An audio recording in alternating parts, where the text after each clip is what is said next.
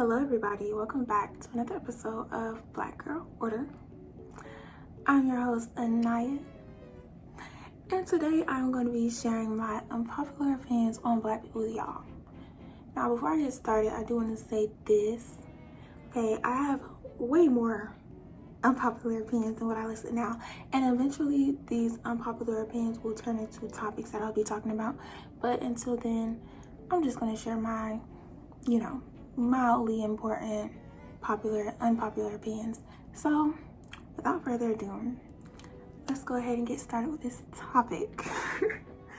Just because you grew up saying something offensive doesn't mean keep saying it. Now, just because you grew up saying F-A-G-G-O-T doesn't mean keep on saying it. Like, you know what I mean? Like, people grow up saying offensive stuff, not knowing that it's offensive, and still thinking that they are entitled to say certain things. Like, no, you're not. Like, it just doesn't work that way. Like, say if I want somebody to stop calling locks dreads. Like, if you're gonna refer to my hair, don't say dreads, say locks.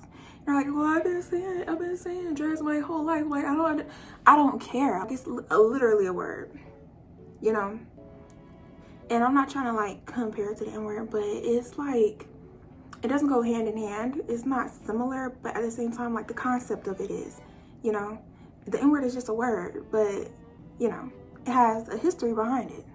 That's why you shouldn't say it. You know what I mean? And that's just that on that. I'm done talking about it. That's just how I feel about it. Just because you grew up saying something offensive doesn't mean continue saying it. Like, I don't see why it's a problem to not say something.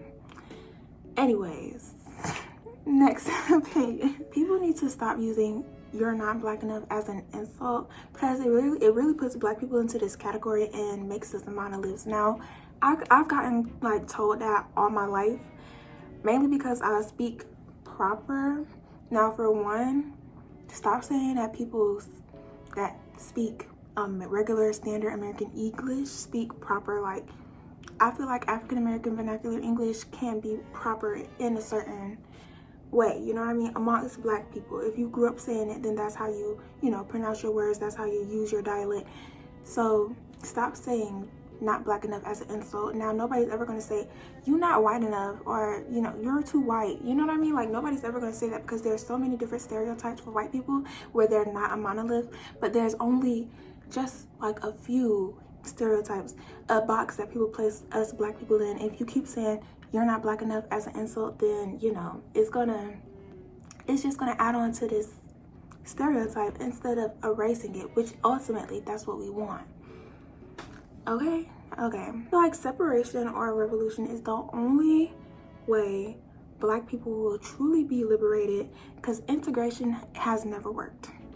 Now, I can say this: there have been times where successful Black communities have thrived because Black people were amongst themselves, Black people worked together, Black people invested in other Black people, but white people have came to tear those communities down. Now, I'm saying separation as in get out of America type of thing, not as in stay in America, just be separated from the whites. Like, yeah, like it's impossible to just be separated from the whites.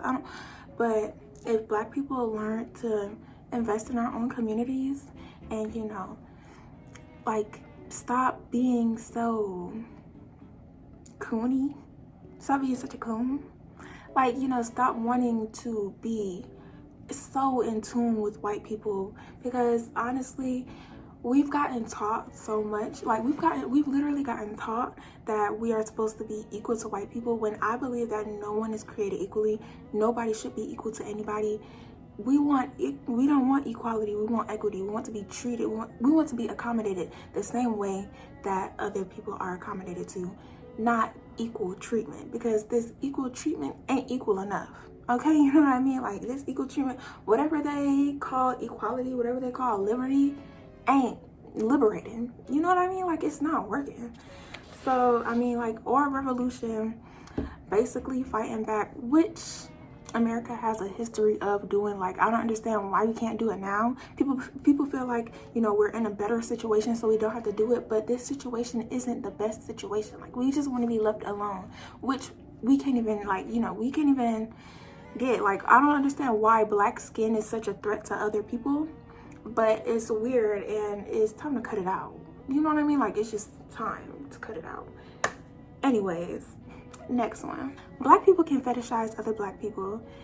And so I feel like a lot of people think that, oh, I'm black, how could I fetishize black women? Or how could I fetishize black men? Like, or I'm dark skinned, how can I fetishize dark skin? Like, you know what I mean? Like, you still can. I say that because I know that when I was a little bit younger, I used to be like, oh my god, I only want dark skinned boys.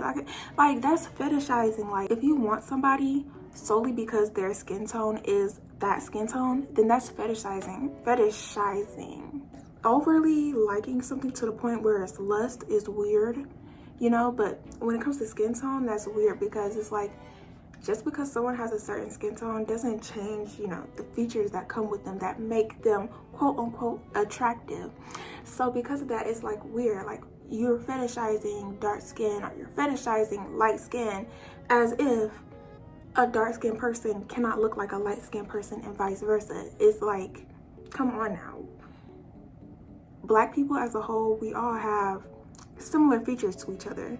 So it's like, if you're going to like a certain skin tone, don't just like that skin tone. Like all the skin tones, because black